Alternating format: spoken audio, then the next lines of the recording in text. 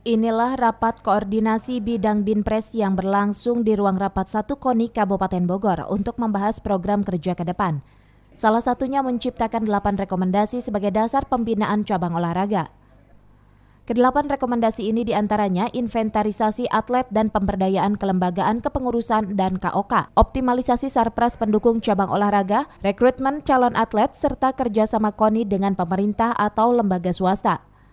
Wakil Ketua 2 KONI Kabupaten Bogor Wawan Darmawan menjelaskan untuk menjalankan program ini diperlukan persiapan yang matang, khususnya pembibitan dan pemasalan olahraga.